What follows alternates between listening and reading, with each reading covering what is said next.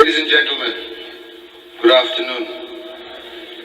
We apologize for starting late, but we're being taken around this wonderful institution. It was just too exciting. I just needed to continue. I couldn't stop. So we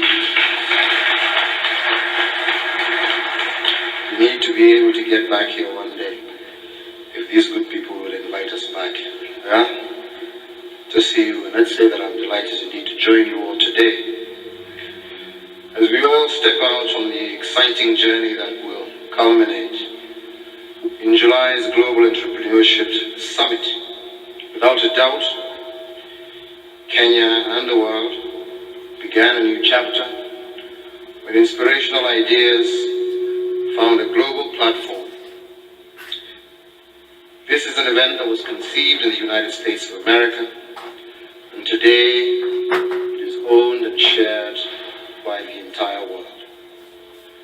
The mark of that globalization is President Obama's visit for this summit, and indeed it will be a pleasure and an honor to host him and to co-chair the summit.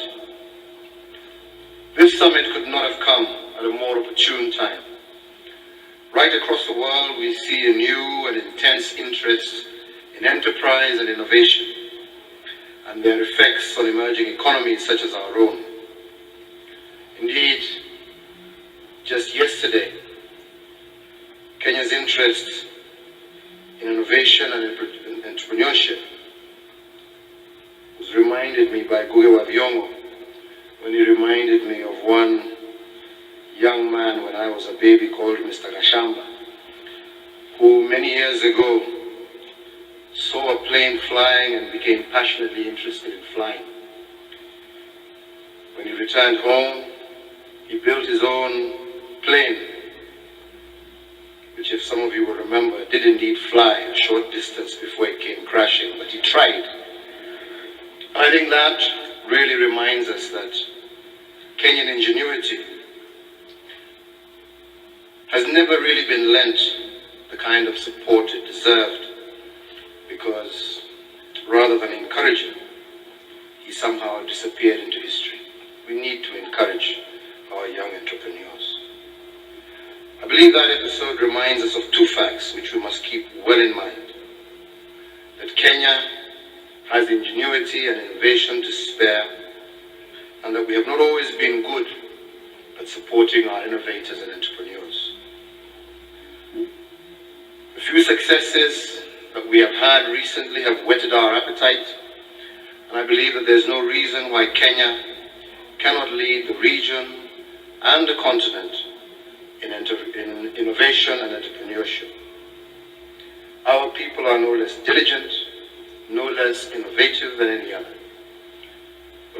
What has not always been present is the structure to lend them the support that they need to express their natural talents to the full.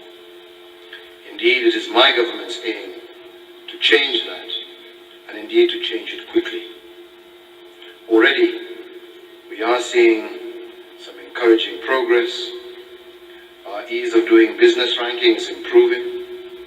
Our policy and legal framework is more attuned to the needs of enterprise and innovation. And we stand ready to make whatever changes are necessary to meet these needs. We have funds to support new enterprise, especially those owned and run by youth, women, and persons living with disability. And our intellectual property regimes balance the demands of innovators and the protection of their original works. Business registration and information and regulation are faster, simpler, and cheaper than at any time in the history of our republic. I know we need to do more, and we are doing more.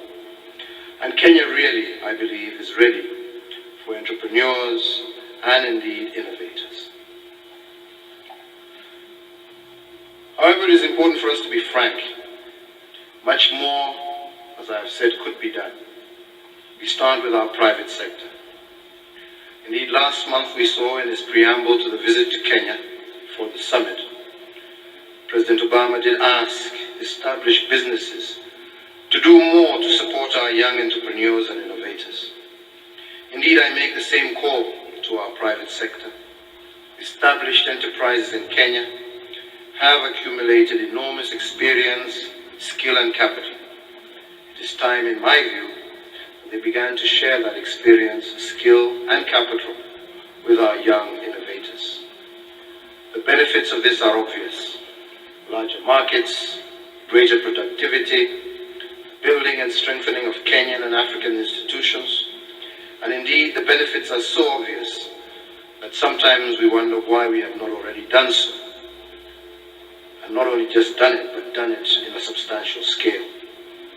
I hope, with the help and advice and support of the older entrepreneurs here present, to present a plan for wide cooperation of this kind.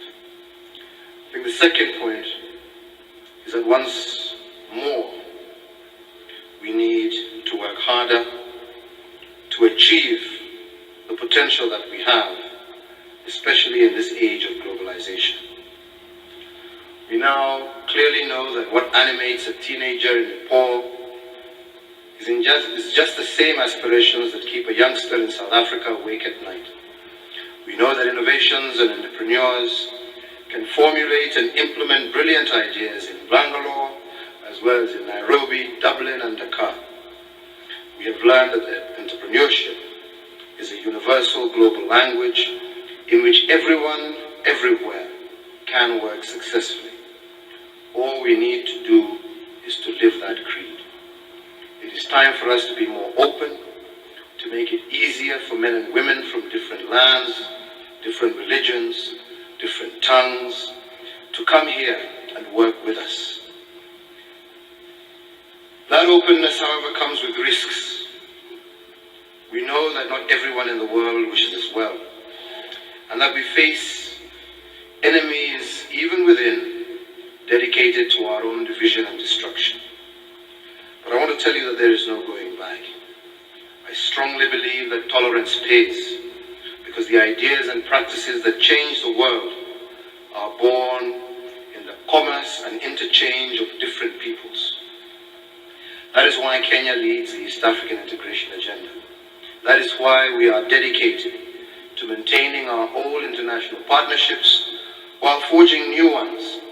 And that is why we remain an outward-facing economy. The future, I believe, belongs to those who are tolerant and those who are willing to engage across lines of race, religion, ethnicity, and class. That is why I especially welcome today's entrepreneurship summit back to Africa, where it was inaugurated a number of years ago. In its rounds around the globe, the summit has grown and tremendously enhanced its capacity to influence greater positive outcomes and touch more lives. The honor of hosting this year's summit is without a doubt an immense credit to Kenya, her people, and most especially our innovators. It is a deserved recognition of our endeavors to foster entrepreneurship for social economic transformation and the empowerment of our people. Our role as an economic leader in this region is tied to our consistent endeavor to impart the spirit of entrepreneurship and enterprise to women, youth, and traditionally marginalized persons and persons living with disability. Without significant competitive advantage in the form of valuable natural resources, our strong entrepreneurial spirit has stood our country in good stead and enabled us to fight it out with the big leagues, continentally as well as globally. We are therefore grateful for the opportunity to host this summit and appreciate the recognition that comes with it. It is no surprise then that the best entrepreneurs in the world are paying attention to what is going on here. It is appropriate that governments the world over are keenly following the proceedings of the Global Entrepreneurship Summit. The most important discourses and interactions of our time happen in gatherings like this. Boardrooms and parliaments are now finishing points of great ideas. And my government, I repeat, is completely focused on using innovation and entrepreneurship to power economic growth and the expansion of opportunities. We are a vibrant nation, seeking to thrive in a continent that is marching resolutely forward in a fast-evolving global context. Let us all go out together, innovate.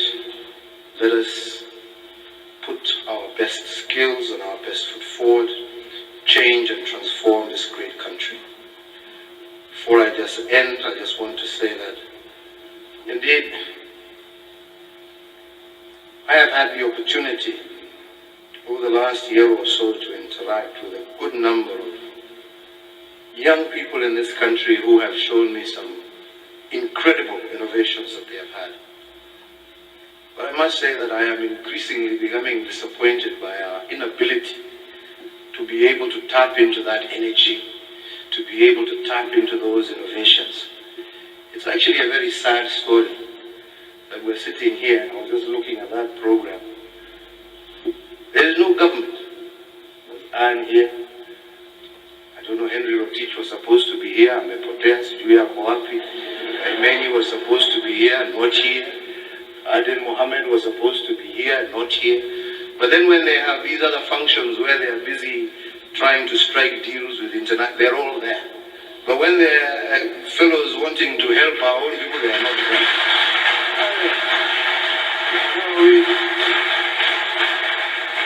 We need to change our mindset.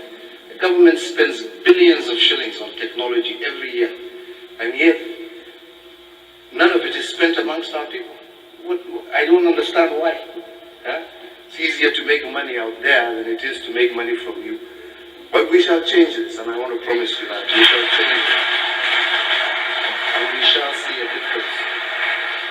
And we shall see a difference. As I said on Madaraka Day, and I repeat again, we want to see not just the 30% that we promised women, youth, and persons with disabilities out of government contracts, but we also now want to begin seeing at least a minimum of 40% of government purchasing being from local entrepreneurs, being purchased locally.